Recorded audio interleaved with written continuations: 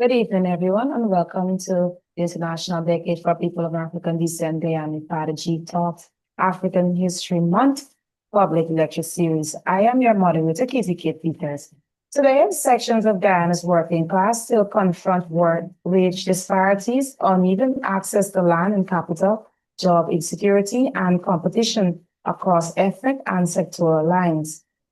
As the country undergoes rapid economic transformation, particularly in the oil and service sectors, the question of who benefits, who remains marginalized, and how unity can be fostered among workers becomes even more urgent. The International Decade for People of African Descent Guyana encourages critical reflection on these structural continuities. By promoting recognition, justice, and development, it frames current economic debates within an historical context. As such, we will be discussing a history of the Guyanese working people, 1881 to 1905, by Walter Rodney. In his work, Walter Rodney examines the development of the working class in British Guiana between 1881 and 1905. He argues that after emancipation, colonial authorities maintained economic control through systems such as indentureship, which replaced slavery as a form of labor exploitation. Rodney shows how African, Indian, and other working people were deliberately divided along racial lines to protect plantation interests. Despite these divisions, workers experienced similar forms of economic hardship and gradually developed shared grievances. The book emphasizes resistance through strikes, protests, and everyday acts of defiance, and demonstrates that working people were active agents in shaping Guyana's social and political history. Rodney ultimately reframed Guyanese history as the history of labor, class struggle, and anti-colonial resistance, rather than one driven solely by elites. To guide us through this discussion is Mr. Dwayne Ralston Benjamin, an historian and educator with extensive experience in Caribbean and Guyanese studies. He holds a Bachelor of Arts degree specializing in history with a minor in law and political science, as well as a postgraduate diploma in development studies from the University of Guyana. He also earned a Master's of Arts in political economy from the University of Sydney, Australia. For nearly 18 years, Mr. Benjamin has dedicated his professional life to educating young scholars as a lecturer in the Caribbean history, Caribbean studies, and Guyanese studies in the Department of History and Caribbean Studies, Faculty of Education and Humanities at the University of Guyana, Sturgeon and Tain campuses. His research interests span a wide range of topics in Guyanese and Caribbean contemporary history. He is also currently engaged in a major research project documenting the history of the People's Republic of China, Guyana, relationship from 1972 to 2020. Beyond academia, Mr. Benjamin has served on numerous community-based and civil society organizations. He considers himself a committed citizen with an active interest in promoting ethnic solidarity and social cohesion in Guyana. Mr. Benjamin, welcome. Thank you very much. It's Casey. Right, so the book under review this evening, and before I actually go into that, I would like to say thanks for having me in your homes or wherever you are, and I also want to extend a happy Republic anniversary. This is the 26th anniversary to you all, and to all my fellow Guyanese. And I think it is fitting that we have a discussion of this nature this very evening, given the fact that we not only celebrate the Republic, but we're in the African History Month. And where our Republic is concerned, I think that it is fitting to say that a lot of the struggles were essentially the our Republican status achieved on the backs of the working class struggles. So it is with that in mind that I want to talk a bit about Walter Rodney's book entitled History of the Guyanese Working Class People, Working People, 1801 to 1905, published in 1981 by Johns Hopkins University Press in London. Now, this book is one of three major publications by our internationally acclaimed Guyanese historian and political activist. The first being the critique, the history of the Upper Guinea Coast, which was his dissertation in 19th century. And the second being 1972, how we are on the developed Africa. That's, I think we spent a lot of time last week discussing that. And the third major publication, of course, being a history of the Guyanese working class, working people from 1881 to 1905. Now, this is a very important study in the context of Guyana's political, economic, social, and cultural history. Because what Rodney basically did in this book was he employed a radical approach to critique Guyana's social, economic, and political landscape during the 24 years under regime. And in the typical radical tradition, his focus mainly was on essentially power structures and how that would have influenced, how that would have influenced development in a way, development around the development, which is one of his preoccupation, but more so, those power structures, how they exist within the colonial structure, within the colonial, and how it is manifested with it by the colonial states. And in answering those questions, Rodney's main focus was basically the working people. And there's always the question of working class and the whole question of ethnicity. I think that in this particular book, or in this particular analysis and critique of the Guyanese society, it was difficult, or it was difficult to separate ethnicity from the analysis of class. In fact, Rodney Pearman's focus was on the conflicting relationships between the working class and the planter class oligarchs, as well as how that manifests itself and how the colonial state apparatus basically sorted or to be an arbitrary between the two classes of people, two different classes. So it is within this context that Rodney wrote the book, A History of the Guyanese Working Class, people utilizing the same method of analysis as he wrote, and being very consistent, I would say, in his critical tradition, as he would have employed in the other two previous publications, namely the history of Upper Guinea Coast and how Europe underdeveloped Africa. Now, there are several key questions that emanate, key questions that were attempted to interrogate in this particular history of Guyanese working people. One of the things was that one of the main emerging points was the fact that the working class between 1881 and 1905 was very fragmented along ethnic lines. And in fact, I think this was one of what Rodney made as the constraint on the progress and development of that group. But also what is highlighted is the fact that during the period under the 24-year period under review between 1881 and 1905, the Guyana economy is going through, the Caribbean economy as a whole, and most of the sugar-dependent economies were going through severe economic crisis, which were mainly driven by the crisis in the global economy, such as the sugar prices and the search for alternatives to cane sugar that is employed, that is strategy used by European countries, most of which affected the exports firstly from countries such as Guyana, but it also affected the price of these exports.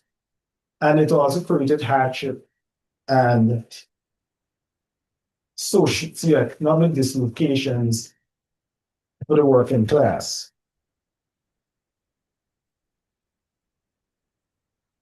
Other considerations, other constraints include the environmental constraints that the very first chapter of the book dealt with that. The fact that the coastal regions of Guyana, where the majority of the plantations and the majority of the working class inhabited, were subjected to constant flooding, constant problems of drainage and irrigation, especially being that it was very much dependent on the gravity drainage. And as such, this also affected the working class in terms of seasonality of labor, it affected the employment status and created uncertainty. And what is more important in Rodney's writing is that how he defined working class.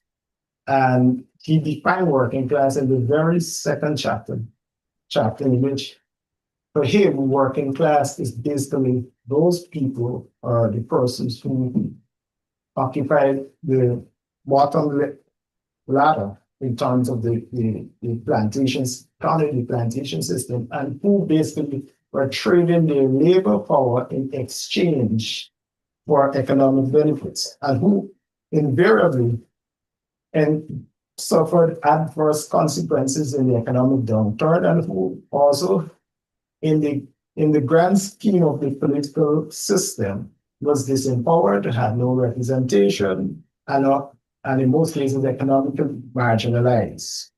And it was this group that essentially in 1905, and way before 1905, in fact, for much of the period under review that Rodney is writing about, had put up the most resistance to not only to resistance to oppression, but resistance to the general system of colonization, the general colonial system.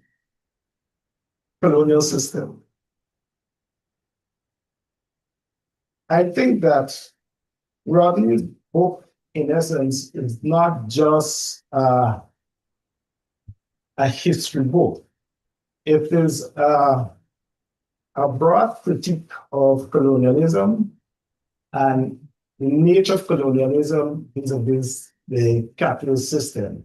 And Rodney's methodology, Rodney's framework of analysis basically was one in which, like I said earlier, he would have employed that radical critique, which attempts to critique systems and structures and how they influence the lives, in this case, of the working peoples of Guyana. It is also a story of resistance, in keeping with Rodney's tradition, resistance and telling the history from the perspective of the people at the bottom, which is basically the working class people. But I would want to say also in a final thought on this book that when we look at Rodney's approach to an analysis in a history of the Guyanese working people, and other such texts, is that we see a consistent philosophy emerging in which Rodney is basically saying, which I argue that the purpose of history is basically a political intervention, and history is a way of organizing or ordering classes in society and preparing in such a way that those history can be used basically to effect social change. And I think that it is the history of Guyanese working class people is one such text that does justice to that very concept of history. Thank you very much, Mr. Benjamin. You mentioned the book focused on the period 1881 to 1905. And you know, the year 1905 is very historic. We look at the Guyanese history because of the 1905 riots, Rumpelt riot. Do you want to elaborate on the Randolph riot, what caused the Randolph riot? We know, low wages, rises in food, prices and so on was one of the main reasons. Let me say something.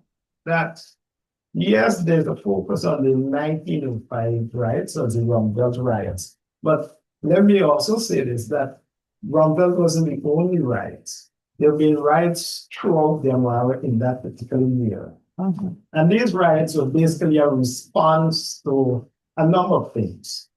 A response to, firstly, the economic situation in economies. And one of the things I think that in the summer I did mention that. But I would want to go more elaborate into the economic situation, because what's really considered working people? You have to understand that in 1905, the concept of working people basically refers to Creole Africans, refer also to newly arrived Africans or indentured Africans, you want to call them. It also refers to indentured immigrants. And that working class is something, is a terminology that is in the context of Guyana's history, is something that is post-emancipation. Now, to answer the question about the cause of the 1905 Randolph riot, the riot itself was a response to, like I said, the economic situation in the economy, which was basically the fact that very early in as early as 1879 onwards, Europeans started to look inwards. And look inwards for the supplies of sugar. So that the part of the problem was the sugar prices when beet was being used as a sweetener in Europe, mainly in Britain and elsewhere, and it was produced in Eastern and Central Europe. So that the demand for sugar from Guyana at the time declined during the period when Europe was using this beet sugar. So that decline, basically, what that meant is that, firstly, estates had to reorganize. The sugar industry at the time was still the dominant industry in dominant sector in the Guyana economy. It was also one of the main employer. So that there were reorganization of the industries taking place, and one such was the estate amalgamation, where a number of small estates became basically merged into larger ones. There was also some form of retrenchment that was taking place. So where those who weren't retrenched, they were also seasonal employment because of the fact that the demand declined. There were the constant threats of, like I said, of the environmental factors. So all of these served basically to frustrate the working class. And it was we often talking about a time in which the working class themselves did not have the recognition of bargaining. In fact, it was organized as the unions probably after 1920, in the 1920s, 30s. They didn't have the right. And more importantly, however, is that the planter class, which is that elite 5% of the population, had overwhelming influence. They were protected essentially by a constitutional arrangement that allowed basically for the governance and the political decision making being a matter only for white planter class. And by that, it meant that the exclusion of the African Guyanese, exclusion of the indentured immigrants and others, including also the Creole African Guyanese also. So that in that thing, the working class basically was marginalized, they were basically voiceless, and more importantly, they were the ones who were facing the most adverse conditions of the economic downturn. That's one problem. The other problem is that they lack representation at all levels. Representation in the legislation, representation of because, like I said, for the most part, the administration of the colony was a matter of the people who had the economic power, who controlled the plantations, who were namely whites. The colonial state also was subjected to the dictates of the planters, right? And the planter class. By simple fact that the governor was basically just a representative. Whatever decision was made at the level of the legislature, that decision was reported back to the Crown in England, and that's it. Yeah. It was only until like in the 1920 to the Crown colony. Right, that's how it took power. So basically in that environment, the working class fell in the front. If you look at the social, the circumstances in which the working class operated, I want to rather document a lot of that when we talk about the tenement yards, and those tenement yards weren't only in the urban centers. We talk about it in terms of the plantation, talk about the diseases, malnutrition, the high cost of living, the inflationary pressures of prices, etc., that affected the working class. So I think that the 1905 riots and general riots in Yamoara during that period was the outcome of those frustrations, those marginalization, and Thank you, Mr. Benjamin. A major focus of the book is how working people resisted exploitation through strikes, like we said earlier, protests, village movements, and everyday acts of defiance. Rodney challenges the colonial view that these actions were merely disorderly or criminal. Do you agree with Rodney's position that, rather than saying the workers striking and, protesting because they're dissatisfied with the conditions they're working and living under, do you agree with Rodney in saying that, workers had a right to protest? Well, because he said, it was a colonial view that it was disorderly, but it wasn't. I think that Rodney might be correct in what he's saying, in sort of his view that the workers had a right, and I would argue against any action, any view that's basically seeks to reassert people's right to protest, assert people's rights to association, and to essentially to challenge authority. One of the things about Rodney also is that in his very book, while he talks about the fragmentation of the working class and working class disunity, and that's why I think people might say that, these protest actions by the disorganized. Rodney argued also that contrary to the disunity in the working class, the class was very much organized and united. And he cites several examples. One notable example is that it was the West Indian planter class, which include members of the West Indian Church, as well as some Guyanese planters, that could have convinced the governments in Europe to sign on to the Brussels Convention in 1902, that basically sought to limit the subsidies to beet sugar, because it was unfair. The argument was that there was unfair competition between the sugar producers in Guyana and the beet sugar producers in Europe, because of the subsidies that were given from the various governments, which is not as high as 50 to 60%. subsidies. Okay. Go ahead. Rodney is writing this book in the 20th century. Yeah.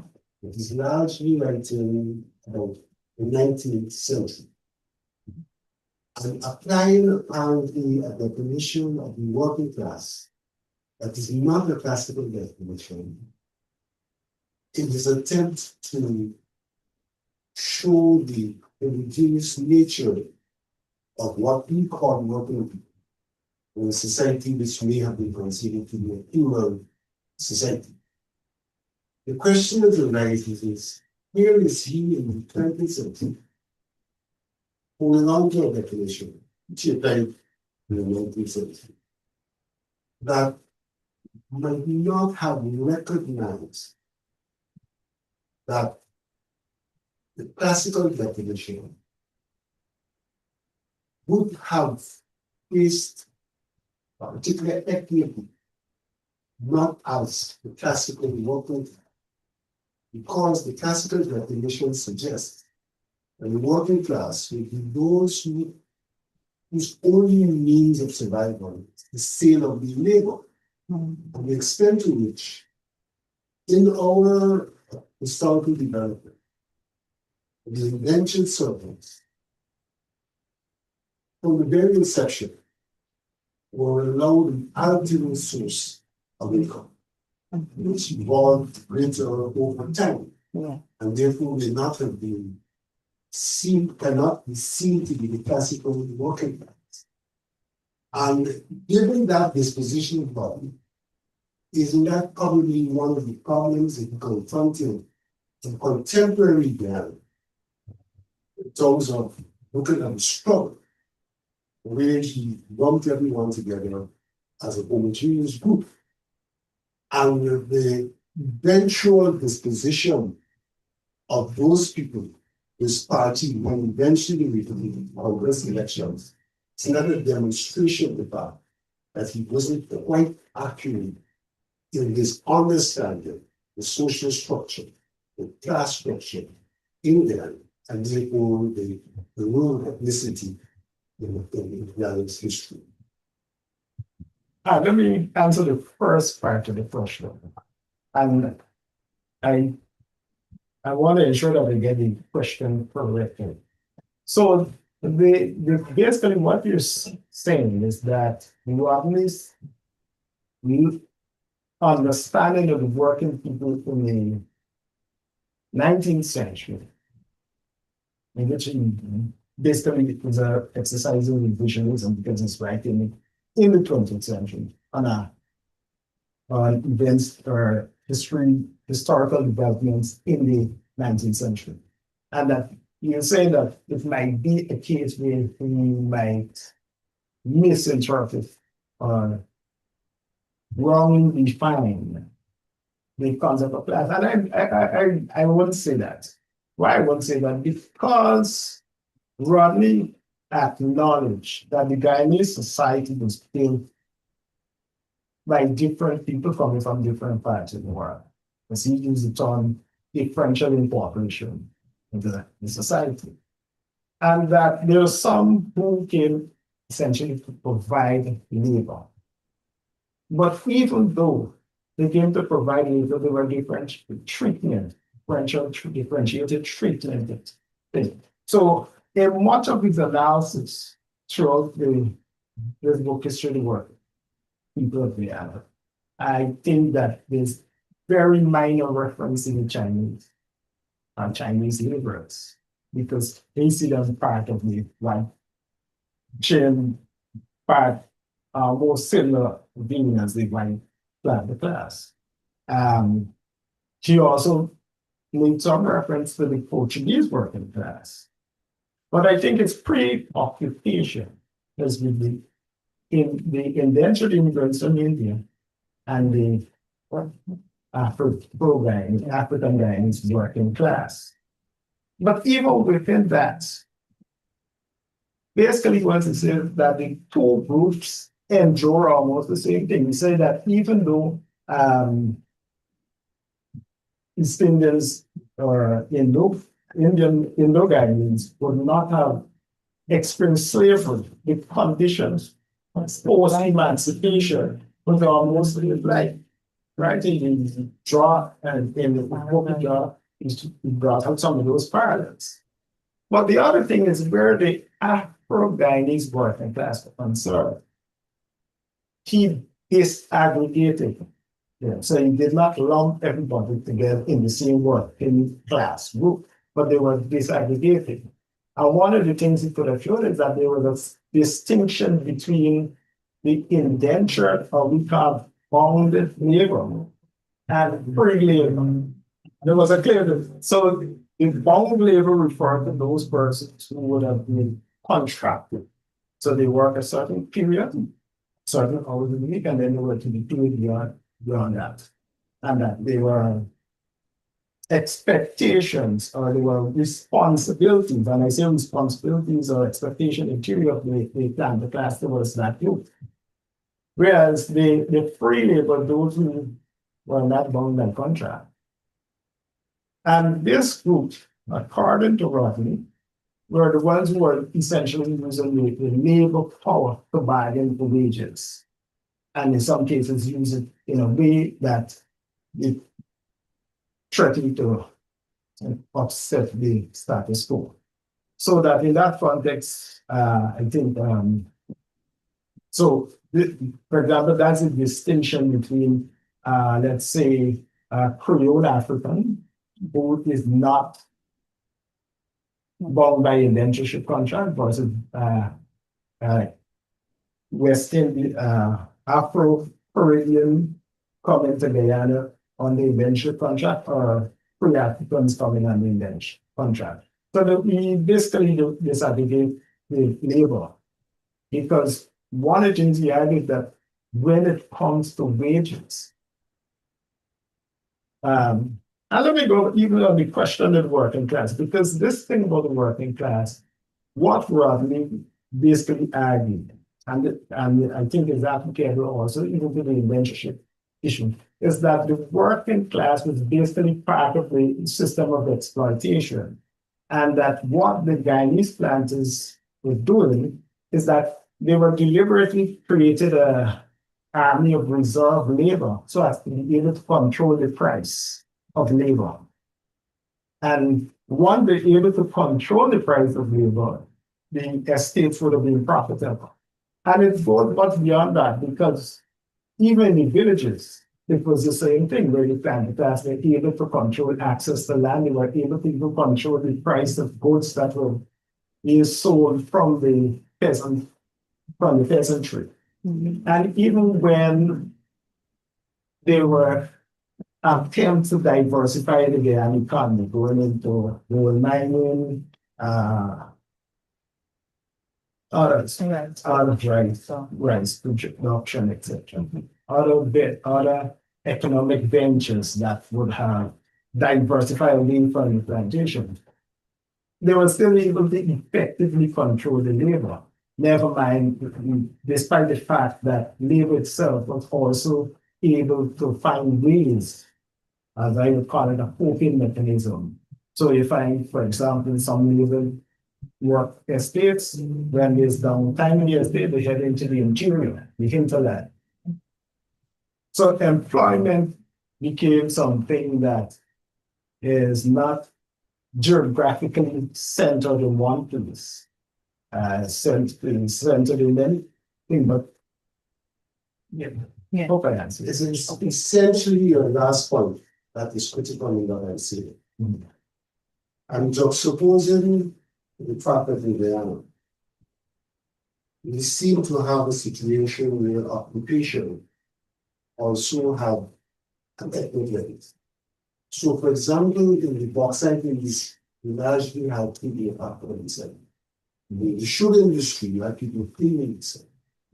One is using a concept of labor, of the working class, which if applied to the contemporary and post 20th century, did not take into consideration the fact But the people in the bauxite industry who happen to be African have no alternate source of income.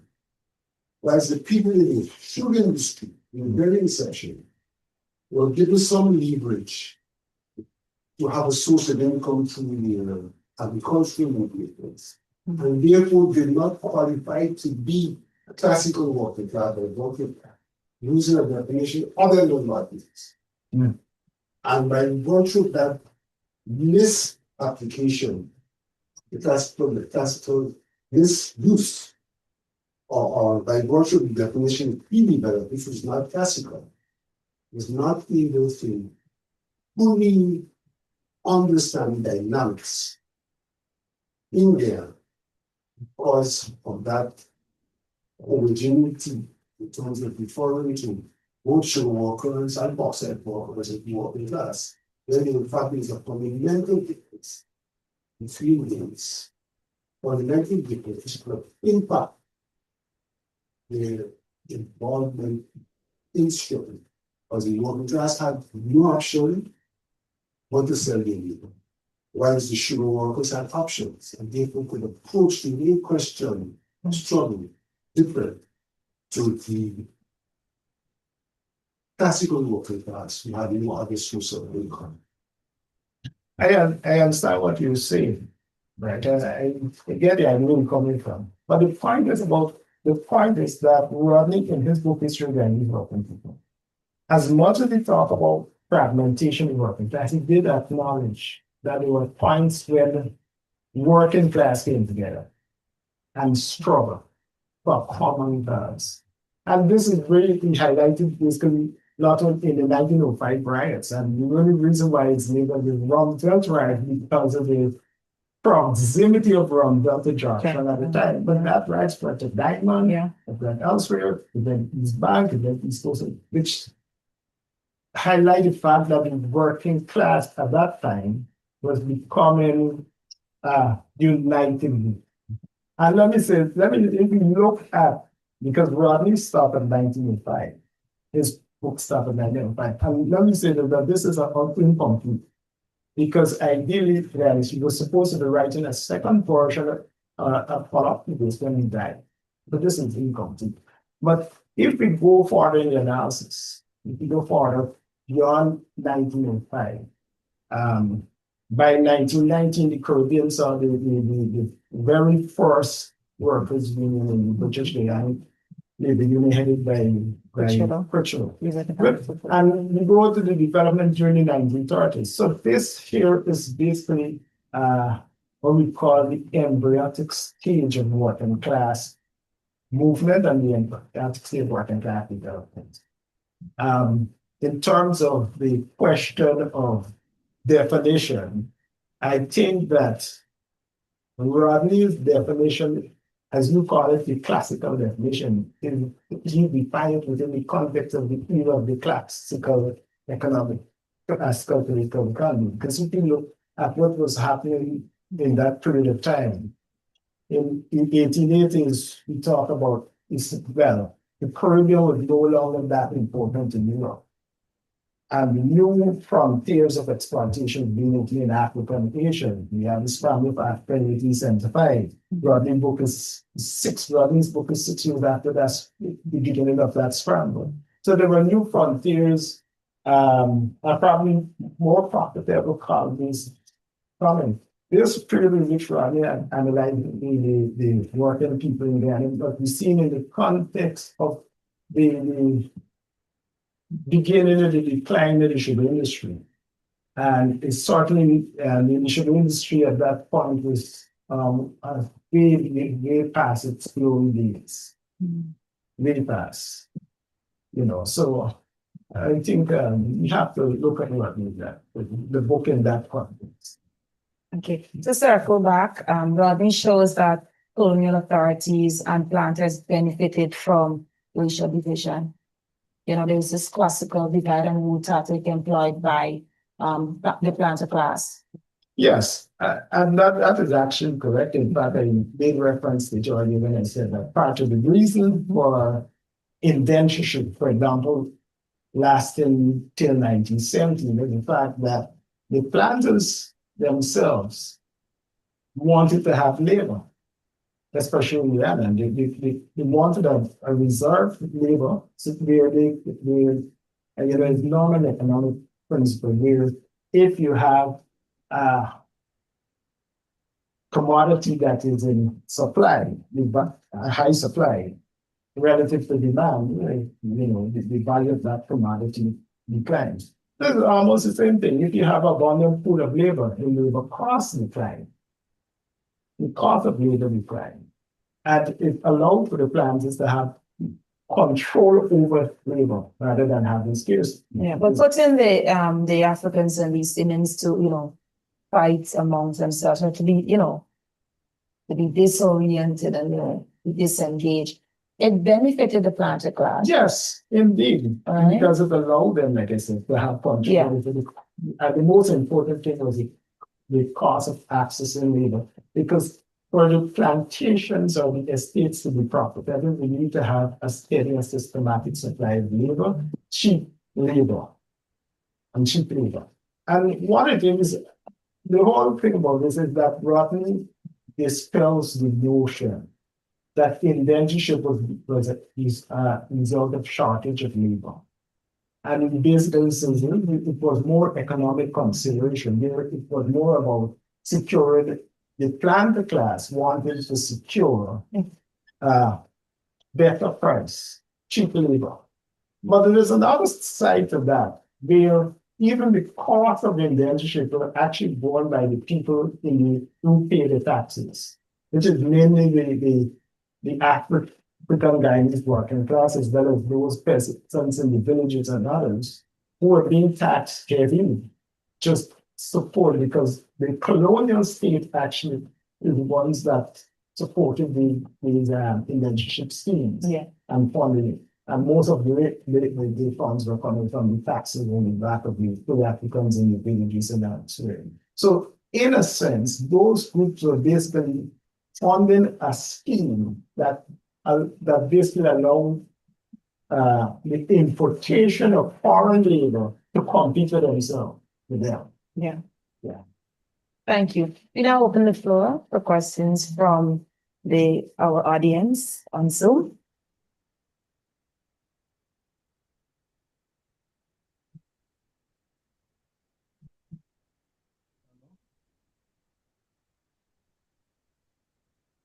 Fine.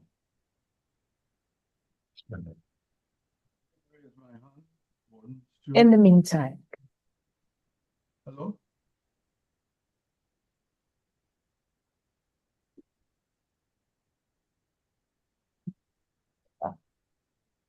So wait.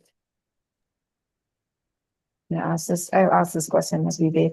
In the present circumstances, with the working class, what is Rodney's overall analysis of this period, 1881 to 1905? I know you went into it a little, but give us a little more, something more. All right. To answer that question, again, I have to look back into Rodney's framework of analysis to answer that question. Most of Rodney's work, the history of the Upper Guinea Coast, which basically focuses on slave trade and its impact on the Guinea Coast, how Europe underdeveloped after it made a very profound statement about underdevelopment, basically is a product of exploitation. That for there to be development, there must be underdevelopment of something. And in this similar vein, the history of Guyanese working people is a critique of colonialism itself. But the subject matter in this context is the working people. They're the subject matter. In fact, they're part of the system of exploitation. In fact, their labors, their bodies, African bodies, and then immigrants, their bodies that have been mobilized and exploited in the interest of generating wealth for the planters and by extension, essentially the colonial powers. Right, so it's within this context that you must see, and this is one of the most profound statements in Rodney's book. And we must see most of his writings in this context, including this. But more importantly, however, is that it is a documentation of the struggles of the working people. And even though the book itself states from 1881 to 1905, the point is that much of his analysis also went further from the post-emancipation period coming straight up to 1905. Right? So that, and it is done in the radical Marxist tradition. And if you understand, Marx's approach of analysis is about basically class struggles. And this is where Rodney essentially is utilizing the radical Marxist approach, using the working class, analyzing the situation of the working class, analyzing the relationship between the working class and the planter class within the context of the colonial, within the context of colonialism and how and on the development, basically applying it to the Guyanese working class society. Yeah. Thank you very much.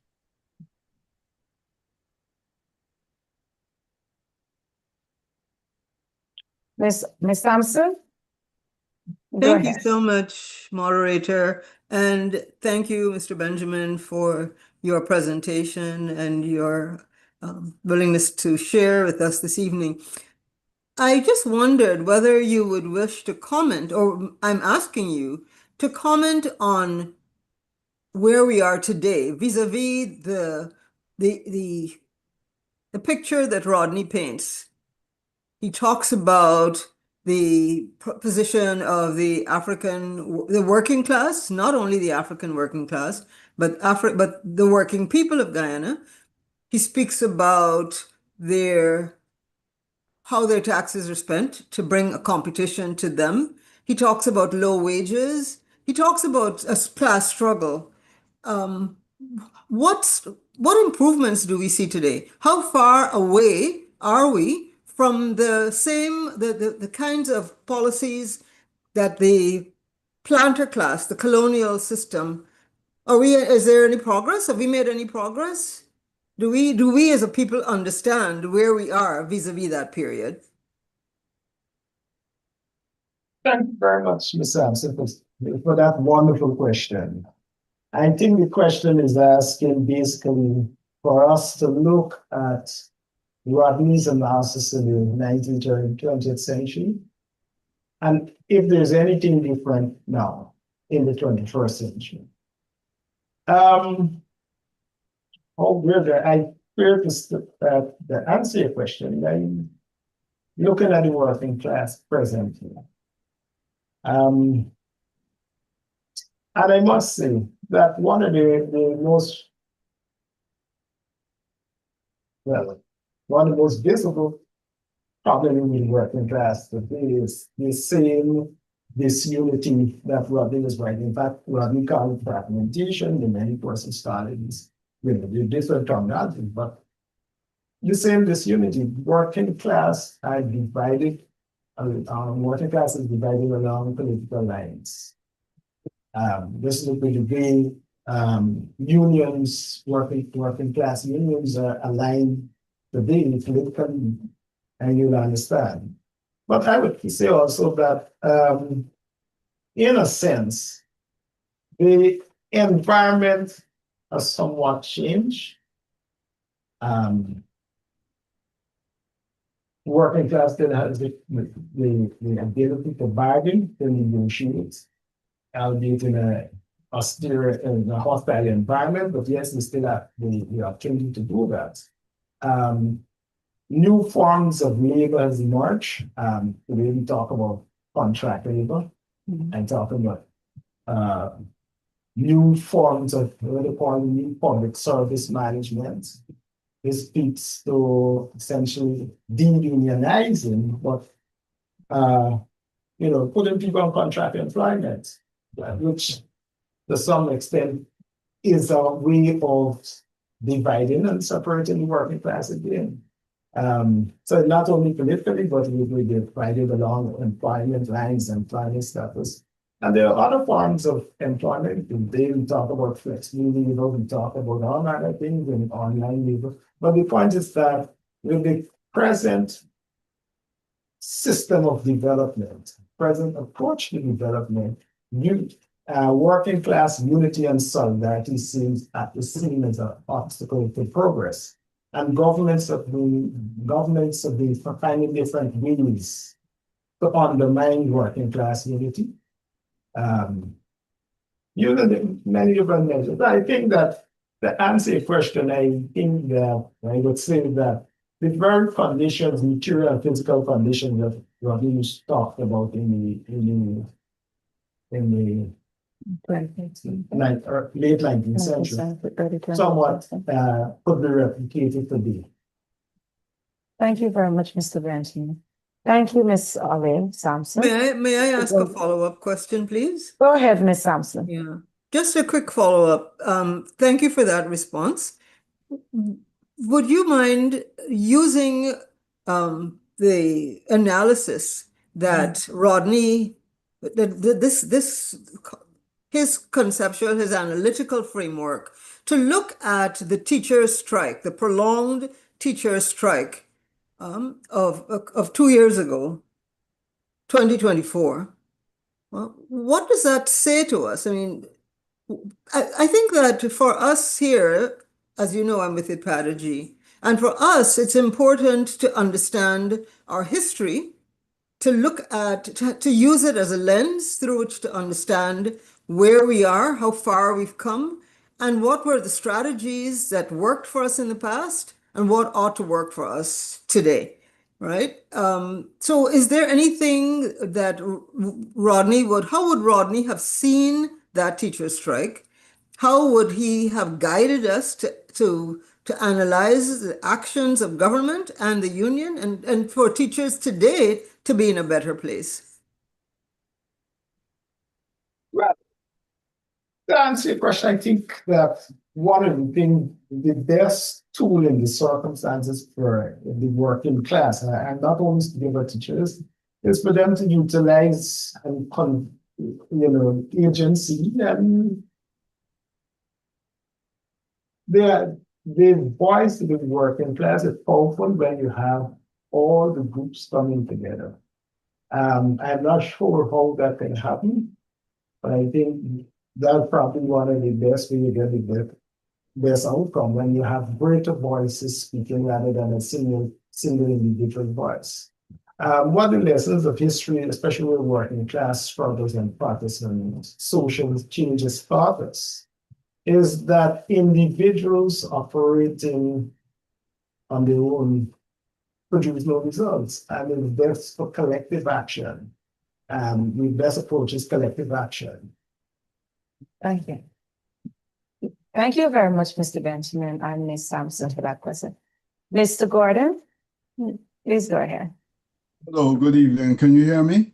Yes, we can. Hear you. All right, good evening, everyone. Happy Republic, and thank you to IDPADA-G for giving us this facility for this debate this evening. My thing is the question and limitations of the term class, right? I mean, Brother Rodney used this when 30, 40 years ago in his research and findings and that. But I find this is usually a simplification or too much of a generalization. For example, when it comes to Indian Guyanese and African Guyanese, in terms of what we were talking about earlier with the unity, there's unity when, let's say, your situation, everyone was cutting cane and at the point of production, right? But after they leave the work, the plantation or whatever, after 4 and 5 o'clock or whenever they finish, There was other like social differences that they had. There was religious differences, there's cultural differences. So I don't think when we talk about class, it's like in this abstract kind of form. There's not really a holistic look at what people are. They're not just people at the point of production working from 9 to 4 or whatever, doing whatever they're doing. So I'm saying that is that all that can be used for unity? I'm saying that that's inadequate. Is limited. I'd just like to hear what your view is on that. Thank you.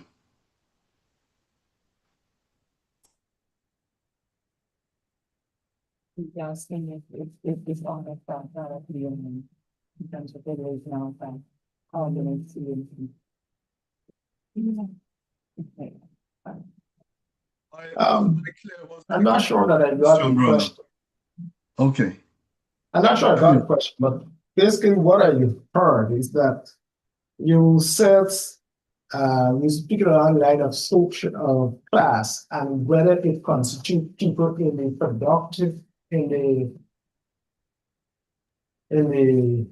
the production versus, let's say, when they leave work at 5 o'clock, where then they're different people. Life, yes. Right, something along the line. Now the thing is, I think that going to the root of the word class where it originated, and basically there are two different definitions, basically there are two different understandings, or several different, there are two main understandings. One in the Marxist sense, seeing you in relation to the production, The other in the Weberian sense, see you in relation to access to resources, that's class. When we get into the question of religion and the cultural manifestation of these different things, I think the word class here, you conflated that with ethnicity. And, it's two different things. But coming back to Rodney's book, basically Rodney could not argue class without reference to ethnicity. The reason being the people who control the power structure were whites. And the non-white people were the ones who constitute mainly the working class. And those were the persons who were marginalized and discriminated in most cases, and who were dealt an unfair hand by the system, being controlled by the white family class.